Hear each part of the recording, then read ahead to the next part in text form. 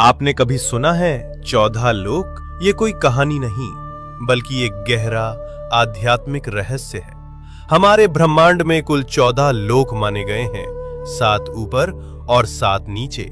ऊपर के 7 लोक, इन लोकों में आत्मा ऊंचाई की ओर बढ़ती है, ज्ञान, शांति और मोक्ष की दिशा में। भूलोक, ये वो लोक है जहां हम सभी मनुष्य रहते हैं।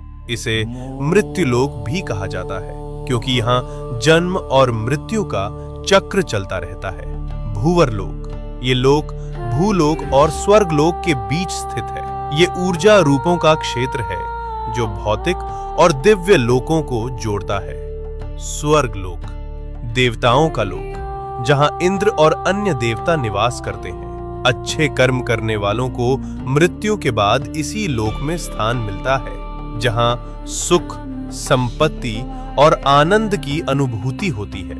महरलोक, ये दिव्य ऋषियों, तपस्वियों और महान आत्माओं का निवास स्थान है, जहां वशिष्ठ और विश्वामित्र जैसे महान ऋषि तपस्या करते हैं। जनलोक, इस लोक में वे आत्माएं निवास करती हैं जिन्होंने ज्ञान और ध्यान में परम सिद्धि प्राप्त की होती है।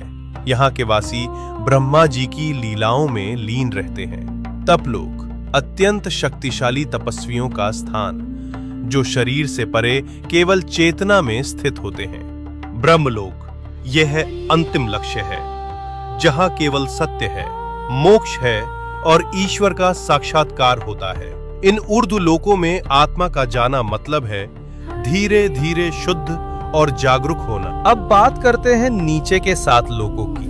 यहाँ भोग, मोह और भ्रम ज्यादा होता है। अतल लोक, राक्षसों और मायावी शक्तियों का घर। वितल लोक, जहाँ कामनाएं और भोग हावी रहते हैं। सुतल लोक, राजा बलि का लोक। वे दानवीर थे, लेकिन उनमें अहंकार भी था।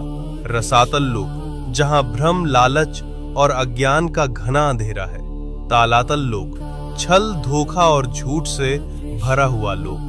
महातल लोक, जहां अंधकार और अहंकार का बोलबाला है। पाताल लोक, सबसे नीचे का लोक, तामसिक ऊर्जा और इच्छाओं का केंद्र। लेकिन इन सब का मतलब सिर्फ बाहरी दुनिया नहीं है। ये 7 लोक हमारे भीतर की नकारात्मक सोच और कमजोरियों का प्रतीक हैं।